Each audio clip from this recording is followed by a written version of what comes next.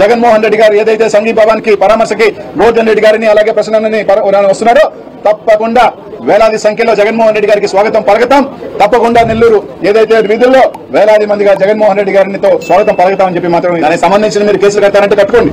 మీరు ఏ విధంగా ఇబ్బంది పెట్టి మమ్మల్ని చేయాలనుకుంటే చేసుకోండి, మాకు అభ్యంతరం లేదు. ఒకవేళ మీరు చేయాలంటే ఒకటే చెప్తా ఉన్నాం, చెప్పండి, కొత్త జైలు కట్టుకోండి. సరిపోదు, మీకున్న జైల్లో మమ్మల్ని అందరినీ అరెస్ట్ చేసి పెట్టాలంటే మీ జైలు కూడా సరిపోవు. మీ జైలు కూడా సరిపోవు. మీకు ఈ రోజు పాలన వదిలేసి పోలీస్ యంత్రాంగం ఎవరి మీద కేసులు కట్టాలా, ఎవరి మీద నోటీసులు ఇవ్వాలా, ఎవరిని తీసుకెళ్లాలా, ఈ రోజు కోర్టులలో తీసుకురావడం, దొంగ రాయించడం, ఇదే పనిలో మీరున్నారు. ఒకటి చెప్తా ఉన్నాం, ఈ జిల్లాలో నిజంగా ఈరోజు కొంతమంది రాజకీయం కొత్తగా వచ్చిన వాళ్ళు ఉన్నారు. కొత్తగా రాజకీయం వచ్చిన వాళ్ళు ఉన్నారు. వాళ్ళకి రాజకీయం కొత్తగా వచ్చి కొత్త మోసులో మేమే ఇంకా శాశ్వతంగా అధికారంలో ఉంటాం, మేమే రాజకీయం ఏలబోతున్నాం ఈ రాష్ట్రాన్ని జిల్లాని అనుకునే భ్రమంలో ఉంటున్నారు. రాజకీయం అనేది ఎవరి చేతిలో ఉండదు, ఎవరి అబ్బా సొత్తు ఉండదు. ఒకరోజు మీరుంటారు, మేమున్నాం, ఈ రోజు మీరు వచ్చారు, రేపు మేము వస్తాం. అంతేగాని ఈ రోజు మీరు పెట్టిన కేసులో రేపు మాకు చేత కాదనుకుంటున్నారేమో. తప్పకుండా ఒకటే చెప్తున్నా, మూల్యం చెల్లిస్తారు.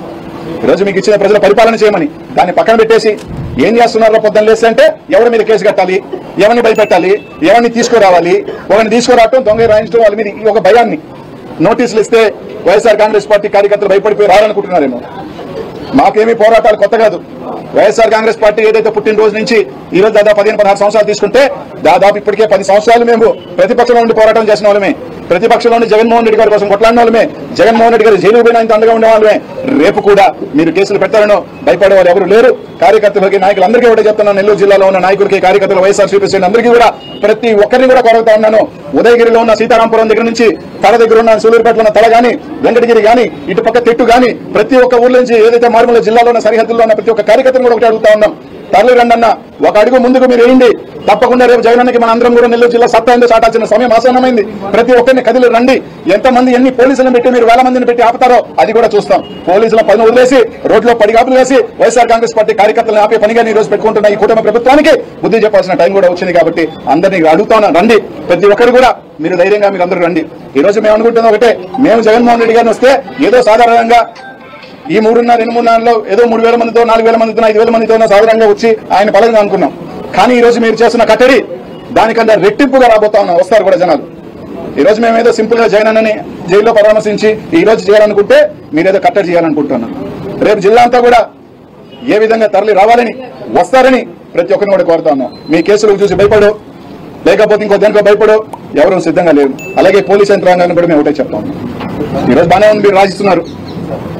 కొంతమంది మేము రిటైర్ అయిపోతాం, మాకు ఇష్టం వచ్చినట్టు ఈ రోజు 1 year లో రిటైర్ అయిపోతాం, 2 years లో రిటైర్ అయిపోతాం. కాబట్టి ఎవడో ఒకరిని ఎత్తుకొస్తాం, వాటి చేత కన్ఫెషన్ రాయిచ్చేస్తాం, మేము వెళ్ళిపోతాం అనుకుంటున్నారేమో. ఏముండదబ్బా, మీరు రిటైర్ అయిపోయిన తర్వాత మీరు సామాన్య పౌరులే. ఇదే కేసులు పోలీసులు కూడా పెడతారు. ఈ రోజు మీరు చూపించారు కదా, ఐజీ ర్యాంక్ వాళ్ళని మీ మీద కేసులు పెట్టినప్పుడు ఇదేం కాదు, అందరూ కూడా మళ్ళీ వస్తారు. కాబట్టి మీరు ఇచ్చిందే మళ్ళీ వెనక్కి వస్తుంది. మీరు ఎంత గట్టిగా ఇస్తే అందులో రెట్టింపు వస్తుంది. రాజులు, చాలా మహా చక్రవర్తులు అనుకున్నారు కూడా కాలగర్భంలో కలిసిపోయిన వాళ్ళు. రాజకీయాలలో ప్రజలు శాశ్వతం, ప్రజలు నిర్ణయిస్తారు. ఈరోజు మీరు చేస్తున్న అరాచకాలు, మీరు చేసిన అక్రమాలు తప్పకుండా మూల్యం చెల్లిస్తారు కూడా అందరూ చెప్తా ఉన్నాం. కాబట్టి రేపు జరగబోయే కార్యక్రమానికి మీరు కేసులు పెడతారో ఇంకేమేమి పెడతారో మీరు పెట్టుకోండి. ఇది ప్రజల హక్కు. ఒక నాయకుడు వస్తుంటే ఆ నాయకుడికి మద్దతు తెలిపే హక్కు ప్రతి ఒక్క పౌరుడికి ఉంది, ప్రతి ఒక్క కార్యకర్తకు ఉంది. ఈ హక్కుని చాలా రాసే హక్కు పోలీసులకు కూడా లేదని చెప్పి మేము తెలియజేస్తా ఉన్నాం. ఏం జగన్మోహన్ రెడ్డి గారు ఏమైనా అరాచక శక్తే? జగన్మోహన్ రెడ్డి గారు ఒక మాజీ ముఖ్యమంత్రి, ఒక పార్టీ అధ్యక్షుడు ఒక దగ్గరకు వస్తా ఉంటే కార్యకర్తల్ని, నాయకుల్ని పోవద్దని చెప్పేదానికి ఎస్, మీరు జైలు వరకు కావాలంటే జైలు ప్రొటెక్షన్ కావాలంటే 20 మందినో 30 మంది అలౌ చేశారంటే బానే ఉంది. కానీ రోడ్లు ఎవరు రాకూడదు, జగన్మోహన్ రెడ్డిని చూసేదానికి ఎవరు రాకూడదు, జగన్మోహన్ రెడ్డి గారిని పలకరించేదానికి రాకూడదు అని చెప్పే రైట్ ఎవరికి ఉందని అడుగుతున్నా. ప్రజాస్వామ్యంలో, డెమోక్రసీలో ఏ పౌరుడైనా సరే రోడ్డుకు రావచ్చు. అది రాకూడదు అని చెప్పి నోటీస్ ఇచ్చే హక్కు మీకేముంది? మీకు రైట్ ఏముందని అడుగుతా ఉన్నా. కాబట్టి మీరు 100 కాదు 1000 కేసులు పెట్టుకోండి. రేపు అందరూ ఒకటే పిలుపునిస్తా ఉన్నాం.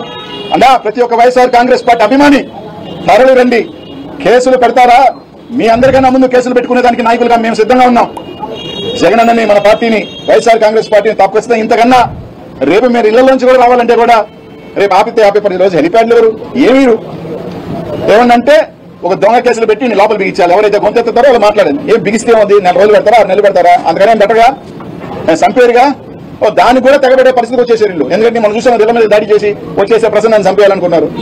ఆ స్థాయిలో నెల్లూరు జిల్లాలో దిగజారు చేసుకోవడం రాజకీయాలు. నెల్లూరు జిల్లాలో తెలుగుదేశం పార్టీ దిగజారుస్తున్న రాజకీయాలు. మీకు భయం ఎందుకు జగన్మోహన్ రెడ్డి వస్తుంటే?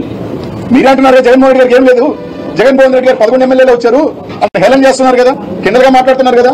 ఏం జగన్మోహన్ రెడ్డి గారికి వస్తే ప్రజలు ఆపే హక్కే ఉంది రాని, ఏ మా భయం ఏందో ఎందుకు భయమా?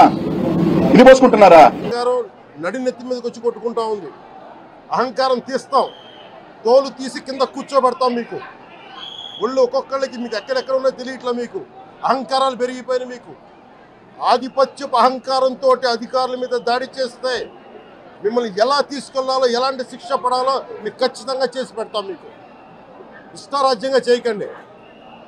అహంకారంతో నడినెత్తి మీద కళ్ళు నెత్తికెక్కాయి. మీకు ఈ ప్రభుత్వం చాలా త్రికరణ శుద్ధిగా అందరం కూర్చొని మేము కలిసికట్టుగా ఉన్నాం. ఇక్కడ ఇది కూటమి ప్రభుత్వం, ఇది వైసీపీ ప్రభుత్వం కాదు. ఇది ఇష్టారాజ్యంగా మీరు చేస్తారంటే కామ్గా కూర్చునే ప్రభుత్వం కాదు. మీకు ఎలా చేస్తే, ఎలా నియంత్రిస్తే మీకు కిందకు వస్తారో మేము చేస్తాం. మీరు గాల్లో విహరిస్తూ ఉన్నారు. 11 సీట్లు వచ్చి ఇంకా గాల్లో విహరిస్తున్నారు. మొత్తం మీకు ఎలా కిందకి దించాలో మాకు బాగా తెలుసు, చేసి చూపిస్తాం. ఎవరైనా సరే ఇర్రెస్పెక్ట్ ఆఫ్ కాస్ట్ ఆధిపత్య ధోరణితోటి కనుక దాడి చేసి విధుల నిర్వహణకు అడ్డం వస్తే ఇది ఉపేక్షించే ప్రభుత్వం కాదు. ఎస్పీ గారికి కూడా చాలా స్పష్టంగా చెప్పాం. వారికి ఎవరైతే తప్పించుకొని తిరిగారు ఇంకో 9 మంది, వారిని కూడా పట్టుకోమని చెప్పాం.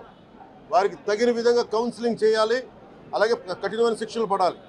మీరు లాయర్లు అయి ఉండొచ్చు గతంలో, మీ చట్టాలు కానీ మీ గతంలో మీ అధికారాలు కానీ ఏవి మిమ్మల్ని రక్షించలేదు. మీరు గుర్తుపెట్టుకోండి. చేయండి, మీ పార్టీ వర్గాలను మీరు నియంత్రించుకోండి. 11 సీట్లు వచ్చినా ఇంకా మీరు దాడులు చేస్తూ ఉంటే మటుకు ఉపేక్షించే ప్రభుత్వం కాదు ఇది.